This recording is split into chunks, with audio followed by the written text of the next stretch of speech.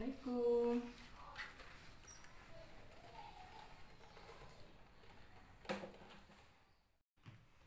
Selamat siang semuanya. Gimana anak-anak kabarnya? Alhamdulillahirobbilalamin, kita di sini masih diberi kesehatan. Sebelum mulai belajar, mari kita membaca doa sesuai dengan agama dan kepercayaan masing-masing. Doa dimulai. Selesai. Sebelum materi dimulai, Ibu di sini akan mengabsen dulu siapa yang tidak hadir, siapa yang izin, dan siapa yang hadir untuk hari ini. Ibu absen dulu ya. Hadir. Hamdan, Hadir. Ibras, Hadir, Bu. Fitriana, Sakit. Susilawati, Izin. Susina, Hadir. Siska. Itu saja yang hari ini hadir dan banyak yang tidak hadir. Ibu sudah absen ya, kalian yang hadir hari ini. Ya, Bu. Jadi materi hari ini itu Ibu akan sedikit memaparkan atau menjelaskan tentang pembagian kekuasaan. Dan di sini juga Ibu akan membagi tugas kelompok untuk kalian yang hadir pada hari ini. Baik, di sini Ibu akan sedikit mengulas materi pembelajaran minggu kemarin. Ada yang masih ingat? Masih, Bu. Apa materi minggu kemarin yang sudah Ibu sampaikan? Demokrasi. Kalau masih ingat, coba Ibu akan menanya kepada Hamdan. Baik, di sini Ibu akan menanya kepada Hamdan. Apa itu demokrasi? Demokrasi itu dari rakyat untuk rakyat, Bu. Baik, terima kasih. Jadi jawabannya itu benar. Jawaban yang dapat dari Hamdan itu singkat mungkin ya. Baiklah. Jadi langsung saja Ibu di sini akan mereview pembelajaran tentang pembagian kekuasaan. Baik, di sini Ibu akan menyampaikan materi tentang pembagian kekuasaan. Di sini Ibu akan mereview atau menyampaikan materi tentang pembagian kekuasaan. Jadi, pembagian kekuasaan itu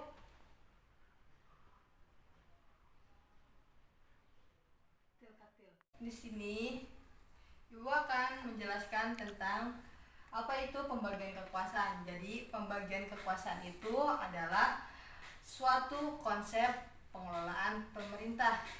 Jadi, di dalam konsep pengelolaan pemerintah pun dibagi menjadi 3, yaitu legislatif, eksekutif, dan yudikatif. Dari ketiga pembagian kekuasaan ini sudah apa itu pembagian kekuasaan? Jadi pembagian kekuasaan itu adalah salah satu konsep pengelolaan pemerintah. Dan di dalam konsep pengelolaan pemerintah, pembagian kekuasaan pun dibagi menjadi 3, yaitu legislatif, eksekutif, dan yudikatif. Dari ketiga pembagian kekuasaan ini mempunyai tugas dan wewenangnya masing-masing. Jadi tugas dan wewenang dari ketiga pembagian kekuasaan ini Ibu akan sedikit menjelaskannya. Tentang tugas dan wewenang dari ketiga pembagian kekuasaan tersebut. Yang pertama itu legislatif. Jadi legislatif itu merancang anggaran pemerintah. Yang kedua itu yudikatif. Jadi yudikatif itu bisa membuat dan mengubah undang-undang dasar dan dasar hukum. Dan yang ketiga itu eksekutif, yaitu presiden. Jadi dari eksekutif itu tugas dan wewenangnya itu untuk mengesahkan dari kedua pembagian kekuasaan tersebut. Apabila kedua pembagian kekuasaan tersebut sudah memenuhi tugas dan wewenangnya masing-masing, maka presiden itu tugasnya menyetujui. Jadi, di dalam konsep pembagian kekuasaan Indonesia, dalam sebuah praktik ketatanegaraan sering terjadi penguatan kekuasaan pada salah satu orang saja, sehingga terjadi pengelolaan sistem pemerintah yang dilakukan absolut atau otoriter. Untuk menghindari hal tersebut, perlu adanya pemisahan atau pembagian kekuasaan sehingga terjadi kontrol dan keseimbangan di antara lembaga pemegang kekuasaan. Dengan kata lain, kekuasaan legislatif, eksekutif maupun yudikatif dipegang oleh satu orang saja. Jadi setiap lembaga menjalankan fungsi dan tugas masing-masing. Contohnya itu negara yang menganut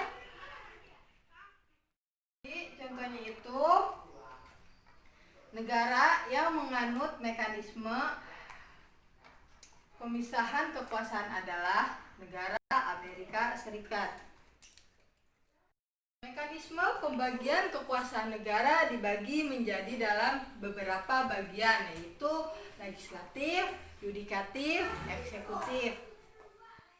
Tapi dalam 3 pembagian kekuasaan itu tetap tidak dipisahkan,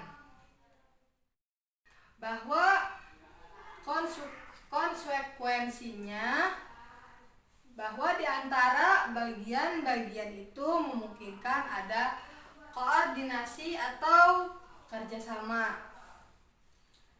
Mekanisme pembagian ini banyak sekali digunakan oleh banyak negara di dunia, termasuk negara kita sendiri, yaitu negara Indonesia.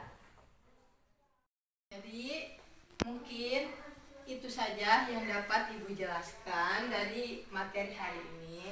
Di sini Ibu akan membagi tugas kelompok untuk mencari tugas dan wewenang dari ketiga pembagian kekuasaan ini, yaitu Ibu akan membagi kelompoknya, satu kelompok 2 orang, dan yang pasang-pasangan seperti pasang-pasangan, yang satu membuat soal dan yang satu membuat jawaban. Baik, di sini Ibu akan membagi tugas kelompoknya. Jadi Ibu akan membagi tugas kelompok dari absensi. Jadi contohnya itu kayak misalkan Hamdan membuat pertanyaan dan Mibras membuat jawaban. Jadi dari kedua itu harus saling berhubungan dan harus saling ada komunikasi ataupun kerjasamanya. Jadi baik, di sini Ibu akan bagi tugas kelompoknya.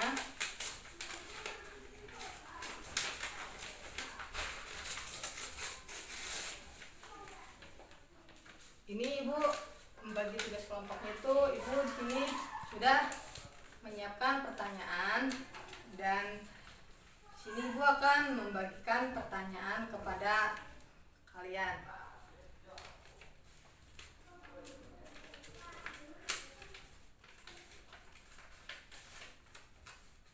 Sebenarnya tugas ini dibahasnya untuk minggu ke depan, karena di sini waktunya sudah tidak cukup ataupun sudah habis.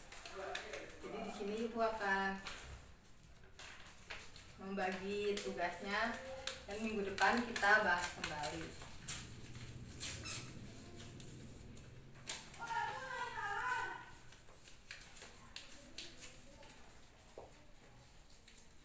Di sini kan ada 3 pembagian kekuasaan kekuasaan. Jadi ibu di sini membuat 3 pertanyaan. Jadi ketiga pertanyaan ini silakan dari kelompok ketiga masing-masing tersebut menjawab dari ketiga pertanyaan yang ada. Di sini ibu akan membagikan pertanyaannya. Baik, jadi udah ibu bagikan kelompoknya dan sudah ibu bagikan juga soalnya. Mungkin itu contoh soalnya seperti itu, jadi kalian membuat soalnya sendiri. Itu sudah dicontohkan oleh ibu, jadi jangan mengambil contoh soal untuk diterapkan atau dijelaskan minggu depan. Baik, sebelum ditutup, ada yang mau bertanya ataupun ada yang belum jelas terkait materi yang sudah ibu sampaikan? Baik, jika tidak ada yang bertanya, mungkin materi hari ini atau pembelajaran hari ini ibu tutup dengan kata hamdalah. Alhamdulillahirobbilalamin. Terima kasih untuk anak-anak ibu.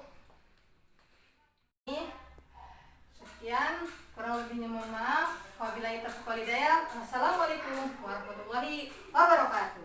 Waalaikumsalam.